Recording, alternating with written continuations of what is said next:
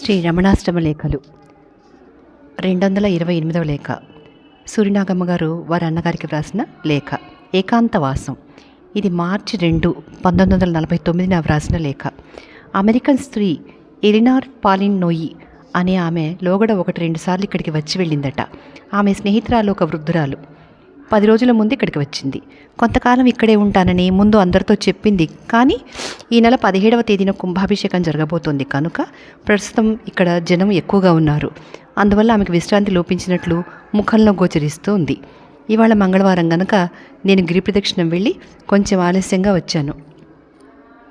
అందువల్ల ఉదయాన సన్నిధిలో ఏం జరిగింది నాకు తెలీదు. మధ్యాహ్నం 3ంటికి వెళ్ళి భగవాన్కు నమస్కరించి కూర్చోగానే ఆ అమెరికన్ వృద్ధురాలు వచ్చింది. భగవాన్ నన్ను చూసి మందహాసంతో, అదిగో ఆ ముసలిది ఒక జాబు రాసి పొద్దున నాకు చూపింది.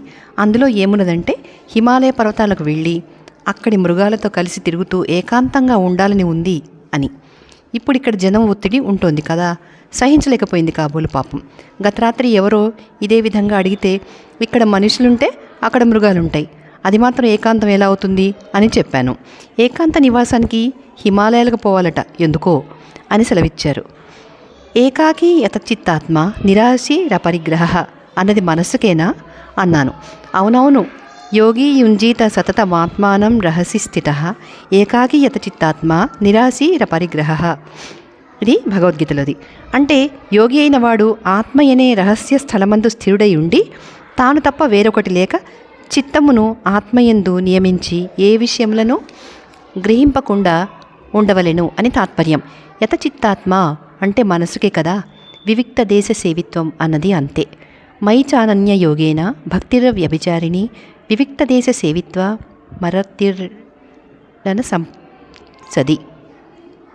మరతిర్జన సంసది. ఇది గీతలో శ్లోకం. అంటే నన్ను విన అన్యముల్లని యోగమున బాహ్యవృత్తి లేని భక్తితో తలపులే లేని స్థలమును సేవిస్తూ విషయ సంపర్కం చెందక ఉండటమే అని తాత్పర్యం. అందువల్ల ఏకాంతం అంటే మనసుకే చెప్పవలే కానీ కేవలం శరీరానికి చెప్పినందువల్ల లాభమే ఉంది. ఇక్కడ మనుషులుంటే అక్కడ మృగాలుంటాయి, అవి మాత్రం సందడి చేయవా ఏం? మన పల్లాకొత్తులో ఉండేవాడే హేగ్ అనే దొర. అతను 10 ఏళ్ల ముందు ఇదే విధంగా హిమాలయాలకు వెళతానని వెళ్ళాడు.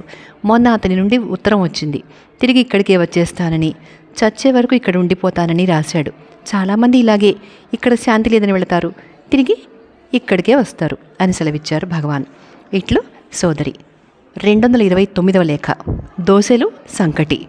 ఇది మార్చి 6వ తారీఖున 1949 వ్రాసిన లేఖ. ఆశ్రమం దాటిన తర్వాత పడమటగా ప్రదక్షిణం రోడ్డున పోతే ఫర్లాంగు దూరంలో రోడ్డుకు పక్కగా ద్రౌపదమ్మ దేవాలయం ఉంది. ఈ మధ్యనే ఆ దేవాలయానికి జీర్ణోద్ధరణ జరిగి కుంభాభిషేకం నడిచింది. ఆ సందర్భంలో అక్కడికి వచ్చిపోయే జనమంతా ఆశ్రమానికి వచ్చేవాళ్ళు. ఒకనాటి మధ్యాహ్నం 2-2:15 ప్రాంతంలో ఎవరెవరో తెచ్చి ఇచ్చిన భక్ష్యాలు చాలా ఉంటే ఆశ్రమవాసులు భగవాన్తో మనవి చేసి అందరికీ వినియోగం చేయాలన్న యత్నంలో ఉండగా ఒక ముసలిది కర్ర పొడుచుకుంటూ మర్రాకు దొన్నెలో 2-3 దోశలు పెట్టుకుని వచ్చింది.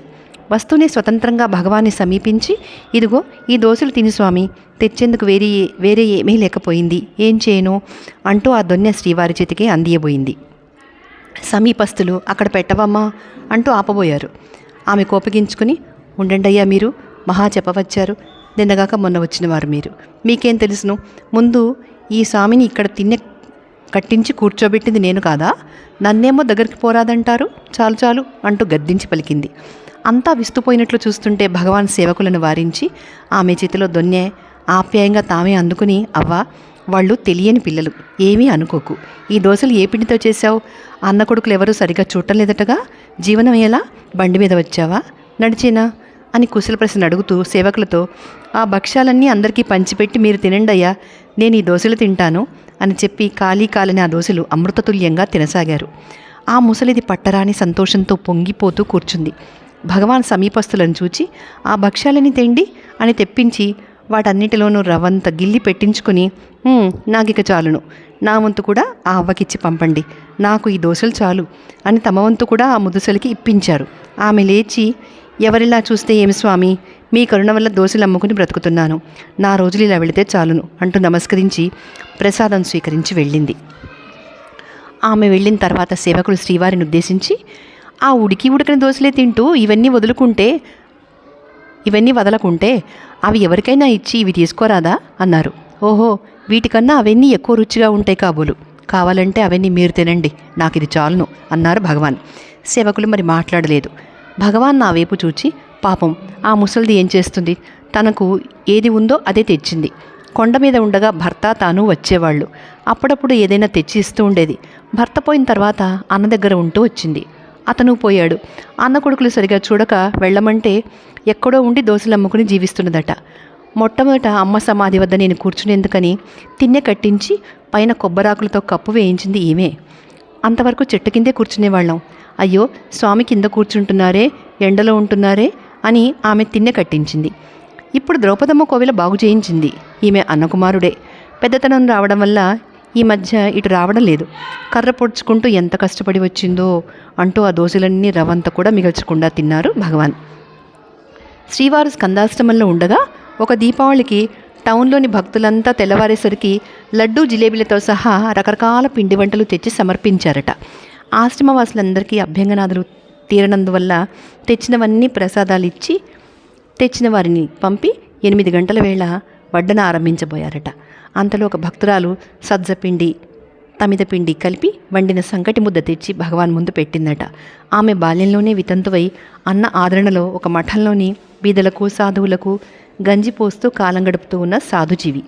భగవాన్ విరూపాక్ష గుహలో ఉన్నప్పటి నుండి అప్పుడప్పుడు కేవలం తమిదపిండితోనే సంకటి చేసి తెస్తూ ఉంటే, ఒకసారి అచ్చం తమిదపిండి అయితే శీతలం ఎక్కువ, సజ్జపిండి కలిపితే ఆ దోషం పోతుంది అని భగవాన్ సెలవిచ్చారట. నాటి నుండి భగవాన్కు ఆ విధంగానే చేసి తెచ్చేదట. ఆ పండుగ నాడు అలాగే ఇచ్చి అందరి వలనే ఆమె కూడా వెళ్ళిపోయిందట. భగవాన్ ఒక కుళాయి పాత్రలో ఆ సంగటి ముద్ద వేసి నీళ్లు పోసి పిసికి శొంఠి, ఉప్పు, నిమ్మపండు రసము వేసి వడ్డించేవారితో, ఏమై ఆ లడ్డు జిలేబీ ఇత్యాదులన్నీ మీరు తినండి, నేను ఈ సంగటి తింటాను అని కడుపు నిండేట్టుగా ఆ సంగటి తినడం ప్రారంభించారట. ఆ భక్తులలో ఒకరు, ఇన్ని పిండి వంటలు ఇక్కడ ఉంటే తినకుండా సంకటితోనే కడుపు నింపుకుంటున్నారే, ఇదెక్కడ అన్యాయం అనంటే, అన్యాయం ఏముందయ్యా, అవన్నీ వచ్చినట్లు ఇది వచ్చింది, ఏం చేస్తాం, పారవేయమంటారే అన్నారట భగవాన్. పారవేయడం ఎందుకు, అంతా తలా కొంచెం తింటే సరిపోతుంది, భగవాన్ ఒక్కరే తినాలా అన్నారట ఆ భక్తులు. సరి ఆ భక్ష్యాలన్నీ ఉండగా ఇదెవరికి సహిస్తుంది, పండగ పూట ఈ సంగటి వచ్చిందేమా అని విసుక్కుంటారు, అందరినీ ఎందుకు నిర్బంధపరచాలి అన్నారట భగవాన్. పోనీ ఇప్పుడు రాకుంటే మానే మధ్యాహ్నమైనా అంతా తినవచ్చు కదా, పోనీ ఇప్పుడు కాకుంటే మానే మధ్యాహ్నమైనా అంతా తినవచ్చును కదా, ఉంచరాదా అన్నారా భక్తులు. సరిపోయింది, ఇది ఉంచితే చెడిపోదు, ఆ భక్ష్యాలైతే మిగిలినా బాధలేదు, చెప్పనక్కర్లేకుండానే అలమర తీసి ఎవరంతటా వారే తింటారు. ఇదైతేనా పెట్టింది పెట్టినట్లే ఉంటుంది, అందువల్ల మనమే తింటే తీరిపోతుంది, ఆమె అంత శ్రద్ధగా తెస్తే పారవేస్తామా ఏం అని సెలవిస్తూ ఆ సంగటి అంతా తిన్నారట భగవాన్. ఇటువంటి సంభవాలు ఎన్నెన్ని ఉన్నవో సుమా. ఇట్లు సోదరి. దీంతో 229వ లేఖ పూర్తయింది.